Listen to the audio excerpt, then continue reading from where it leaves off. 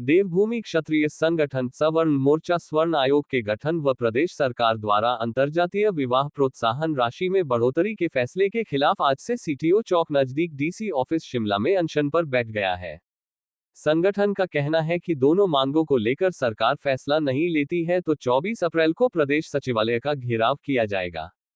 देवभूमि क्षत्रिय संगठन स्वर्ण मोर्चा के अध्यक्ष और अमित सिंह ठाकुर ने कहा कि आर्थिक स्थिति खराब होने की बात करने वाली सरकार ने अंतर्जातीय विवाह की प्रोत्साहन राशि को बढ़ाकर 2.5 लाख कर दिया। बेटी किसी भी जाति की हो, परिवार का स्वाभिमान होती है, लेकिन इस तरह लड़कियों की बोली लगाना ठीक नहीं है। रुमित ठाकुर ने कहा कि स्वर्ण आयोग को लेकर बीजेपी सरकार ने भी धोखा किया है। पंजाब दस्तक के लिए सुरेंद्र राणा की रिपोर्ट। नए प्रदर्शन पर आप आज यहाँ पर बैठने जा रहे हैं, क्या मांग है जो आप कर रहे हैं सरकार से? जी देखिए, हमने आप सभी, सबसे पहले तो आप सभी मीडिया बंधुओं का बहुत बहुत धन्यवाद है। और हमने पहले ही ये घोषणा की थी कि 17 अप्रैल से लेकर 24 अप्रैल तक हम लोग सीटीओ चौक पर हम लोग धरने प्रदर्शन के ऊपर बैठेंगे। और ये धरना प्रदर्शन हमारी बहुत पुरानी लंबित मांग है स्वर्ण आयोग की, उस मांग को लेकर। दूसरा कि अभी हाल ही में सरकार ने जो अंतर्जातीय विवाह प्रोत्साहन राशि को बढ़ाकर जो 50,000 से बढ़ाकर 2 लाख रुपए किया, उस फैसले के खिलाफ आज हमारा धरना प्रदर्शन है। हमने सरकार के समक्ष मांग रखी है 24 तारीख तक कि इस फैसले को सरकार वापस ले और दूसरा स्वर्ण आयोग का गठन करें। ये मांग 2020 से इस हिमाचल प्रदेश में लगातार चली। भाजपा की सरकार थी, भाजपा की सरकार ने धोखे के अलावा, पीठ में छुरा मारने के अलावा कुछ किया नहीं। पूर्व के मुख्यमंत्री जयराम ठाकुर ने, आज वर्तमान में मुख्यमंत्री सुखविंदर सिंह सुक्खू हैं और लगभग 2 साल पहले 16 मार्च 2023 को हमने स्वर्ण आयोग की मांग का ज्ञापन हमने प्रदेश की सरकार को दिया था। पूरा स्ट्रक्चर तैयार करके हमने प्रदेश के मुख्यमंत्री को सौंपा और हमने कहा कि जब अन्य आयोग इस हिमाचल प्रदेश में हैं तो स्वर्ण आयोग का गठन भी इस हिमाचल प्रदेश में होना चाहिए। तो प्रदेश के मुख्यमंत्री ने कहा था कि हम 6 महीने, 8 महीने, 1 साल के अंदर उसको पूरा करेंगे, लेकिन आज 2 वर्ष बीत गए। इस प्रदेश का आज कर्मचारी सड़कों के ऊपर है, आज वृद्ध हैं, कोई भी है, आज ट्रेजरी में आज पैसा नहीं है, जो ठेकेदार हैं, ठेकेदार आज सड़कों के ऊपर हैं, उनके पैसे नहीं मिल रहे हैं काम करने के बावजूद। लेकिन इस प्रदेश के मुख्यमंत्री के पास, इस प्रदेश की सरकार के पास एक बेटी के स्वाभिमान के ऊपर चोट करने के लिए पैसा है। बेटी साहब किसी की भी हो, वो चाहे स्वर्ण समाज की हो, चाहे वो किसी भी वर्ग की हो, हिंदू की हो, मुसलमान की हो, बेटी किसी की नहीं भागनी चाहिए। बेटी हर बाप के सिर की पगड़ी होती है और बेटी हर भाई का एक स्वाभिमान होती है। और इस सरकार ने, प्रदेश के मुख्यमंत्री ने, जहां इस हिमाचल प्रदेश पर फाइनेंशियल क्राइसिस चरम सीमा पर है, वहीं पर बेटियों की बोली लगाते हुए उन्होंने वो 50,000 रुपये से लेकर 2 लाख रुपए की वो राशि कर दी। ऐसी सरकार को ऐसी क्या नौबत आ गई थी?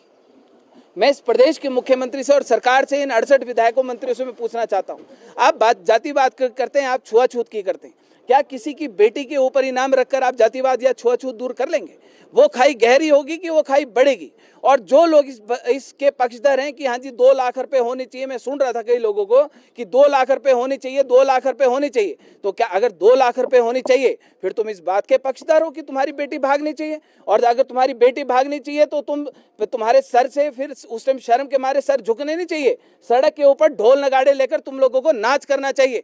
हमने कहा, रुमित सिंह ठाकुर ये बात क्लियर कहता है, बेटी हर घर का, हर बाप की पगड़ी होती है, हर भाई का स्वाभिमान होता है। बेटी किसी की भी भागे सार बेटी नहीं भागनी चाहिए। हर बाप का सपना है अपनी बेटी की डोली घर से विदा करे, हर माँ का सपना है, हर भाई का सपना है कि अपनी बहन की डोली को वो इज्जत के साथ विदा करे। ये प्रदेश की सरकार कौन होती है बेटी की बोली लगाने वाली? कई लोग बोल रहे थे बोली, अरे बोली है ये फिरौती है सरेआम एक बेटी को भगाने के लिए। आज अगर कोई लड़की को हमारी भगाता है, जिसने अपनी मनमर्जी से शादी करनी है करे, कौन रोक रहा है? परिवारों की आपसी रंजामंदी के तहत शादियां होती हैं, कोई मना नहीं करता, लेकिन तुम एक बेटी को भगाने के लिए 2 लाख रुपए फिरौती दे रहे हो। तुम्हारे पास और लोगों को देने के लिए पैसे नहीं है, इसलिए सरकार ये फैसला वापस ले। दूसरी बात, स्वर्ण आयोग जब इस देश में, जब जानवरों के लिए आयोग है, जब इस देश में बच्चों के लिए आयोग है, महिलाओं के लिए आयोग है, अनुसूचित जाति आयोग है, अल्पसंख्यक आयोग है, 36 प्रकार के आयोग है, तो स्वर्ण आयोग बनाने में इस प्रदेश की सरकार को दिक्कत क्या है? क्या जब औरों के अधिकार है तो क्या हमारे अधिकार नहीं है? क्या इस देश का संविधान 140 करोड़ लोगों के लिए नहीं है? अगर कोई लोग बोलते जी संविधान हमारा है, संविधान हमारा, क्या हमारा नहीं है? क्या हमारा इस देश का संविधान नहीं? क्या इस देश का संविधान हम लोगों को अधिकार नहीं देता? आज हमारे बच्चे आरक्षण की भेंट चढ़ते, कौन हमारे बारे में बात करता है? दूसरे पक्ष के लोग तो आ जाते हैं कि नहीं, हम हमारे अधिकार है। हमारे अधिकार कहाँ है साहब? हमारे लोग भी तो गरीब हैं, हमारे बच्चे भी तो गरीब हैं, उनके बारे में कौन बात करेगा? कोई बात नहीं करता।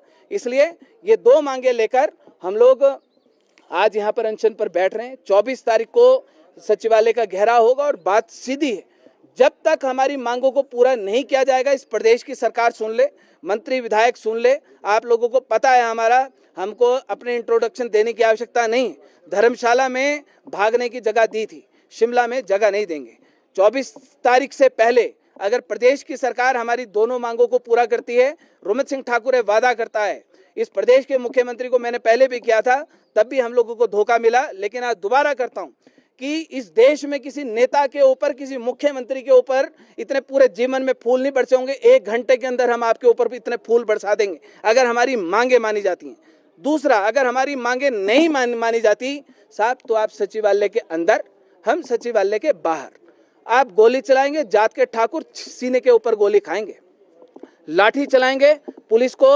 आप, ये तो पुरानी कहावत है कि जब जब सरकारें डरती हैं, खाकी को आगे करती हैं। आप अगर दोबारा डरेंगे, खाकी को दोबारा आगे कर देना। हम निर्णायक फैसला लेने आए हैं और निर्णायक लड़ाई लड़ने के लिए आए हैं। तब तक सचिवालय खाली नहीं होगा जब तक हमारी दोनों मांगों को पूरा नहीं किया जाए।